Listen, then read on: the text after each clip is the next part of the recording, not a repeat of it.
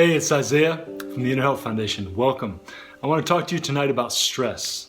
Introduce a couple ideas and concepts in relationship to stress that may help you shift out of the pattern that is damaging your body and making you suffer. So let's start by defining stress simply as an inability to process the demands of life.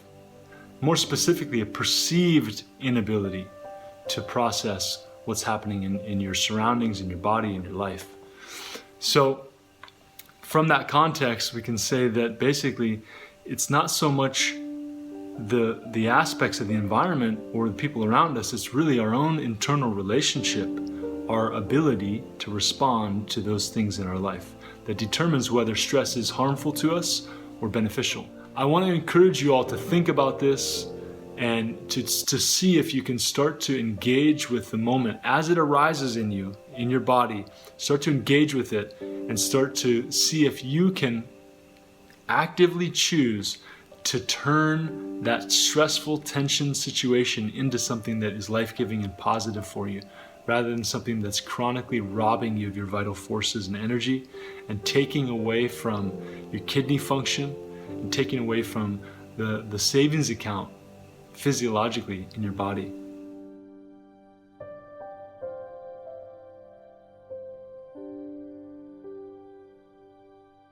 I'm going to be present and connected and not lose myself to this experience and let it become a negative experience. I'm going to stay present and I'm going to allow this tension of this situation to cultivate and refine who I am and help me find expression of who I really am, rather than let it suppress me and damage me.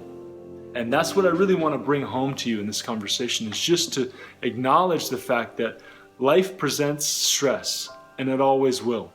Stress is a fact of life. Here we are as an animal, as a human animal, even more so. The gravitational field and the elements of life and the environment we live in now is very stressful. And then as a human animal, we also are experiencing tons of psychological stress. We could be rooted in the past or afraid of the future and locked into a pattern that is purely psychological creation, right? We create our own stories. And so those stories can be extremely damaging to us because they're perpetuating a stress response about something that's not even real. And I think that's the big difference between animals and humans, is that we have this other element of cognitive function that allows us to perceive or misperceive and therefore either damage or extremely heighten our experience. So we can't live without stress, obviously, but we can learn to modulate it through simple techniques like breathing, like having a proper diet, like recognizing in the moment that this is a life-giving opportunity, this tension that's arising, or one that's going to damage and take away from us, depending on how we respond and what we believe about our abilities to respond to that stimulus, to that situation, to that person, right? So let's look at the adrenal complex.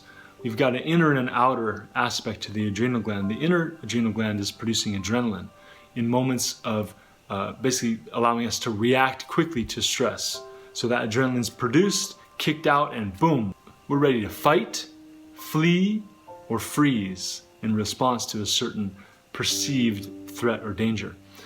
So the fight or flight response kicks in when we're under stress, and that releases adrenaline. And that adrenaline rises up, our body goes into different mode, starts to increase, the body core temperature goes up, our tissues get warmed up and ready to act, to move, right? We also have an increase of blood sugar. Glucose is released into the bloodstream to allow us to mobilize energy and get moving, right? We have increased metabolism. The immune system gets suppressed. We get into a state of readiness, which is, wonderful in and of itself, as long as it's not sustained over a long period of time. It's what's necessary and needed for our survival. The issue is that modern life pulls us into patterns of that all the time. Television does that subtly to your nervous system.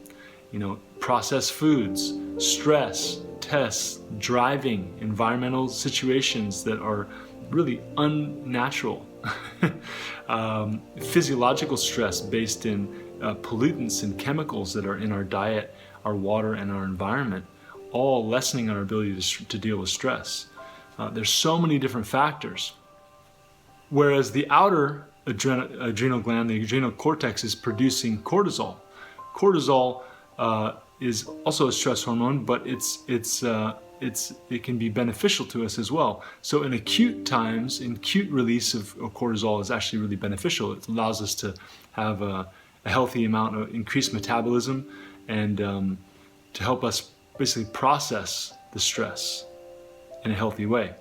When we have elevated levels of cortisol for a long time, then it goes the other direction. We start to have a lot of, basically an inability to deal with stress because we've tapped that cortisol level and we have too much cortisol. Then we can no longer function well in response to stress. The problem today is that we're no longer really, most of us are not in a survival situation that often. Really, the stress that we face that produces large amounts of cortisol are really simple things, little moments of mental stress, overwork, fatigue, relationship stress, being in an environment that is not conducive to our human health.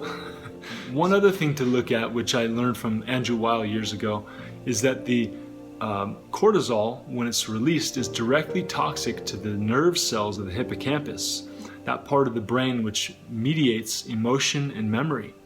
So think about that. Our prefrontal cortex is shutting down in moments of stress, negative stress, and our brain is basically freezing up. And then we've got the hippocampus, which is controlling or mediating emotion and memory, and it's going in, and the cortisol's flooding and toxifying the nerve cells in that gland. And then boom, now we have a firestorm inside of us, right?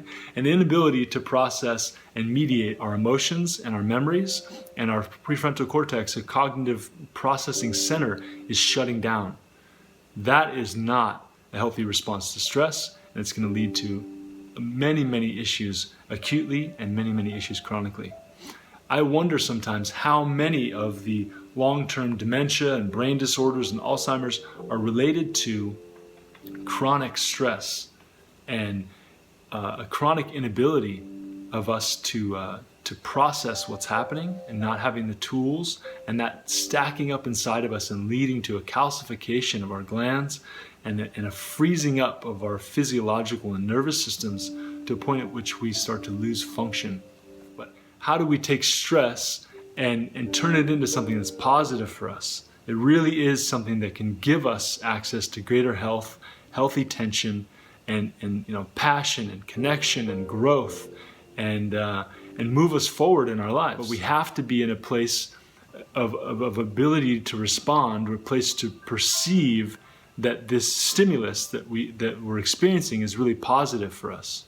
So if we can shift that mental perception from one of being overwhelmed and stressed to one of embracing it and saying, okay, I'm gonna use this elevated response in my body to forward my mission, to help me out in life and to help others, then stress can become a healthful thing.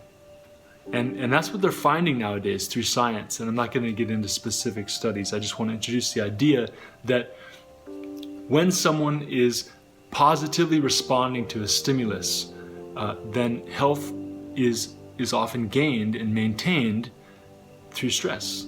Our ability to respond is the biggest determining factor as to whether stress is going to be healthy or unhealthy for us. So if we can start to modulate and be aware of it, when it starts to happen, we start to feel elevated blood pressure, we start to feel the stress response come on, learning to embrace it and move the body and move the emotion and breathe in relationship to what's occurring physiologically will allow us to have a healthful reaction to stress. And it will become a process of health giving rather than a process of robbing us of our vital energies and decreasing our organ function, decreasing our longevity. I think it's one of the most important things we can learn to do is modulate this stress and learn how to perceive it in the correct light. And that's ultimately what I think stress is always providing us the opportunity to do, is to rise to the occasion, modulate and work with our body work with our emotions, stay open physiologically in the midst of a storm, and then move through it and turn it into a life-giving opportunity. And that's what I want to encourage you to think about and practice in your day-to-day activities. And as you experience stress, start to see if you can practice this more and more. And take a look at it, study it, because there's very few things that are more damaging to our health than negative stress and negative reaction to stress. So let's work on designing our ability and refining our ability to process and transform this stress into a life-giving process. Much love to all of you. I'm always encouraging of questions and comments, anything that you'd like me to share about in the future. I welcome any of that, and I'm really pleased and honored to have the opportunity to share with you. So I look forward to next time. Have a wonderful evening. Peace.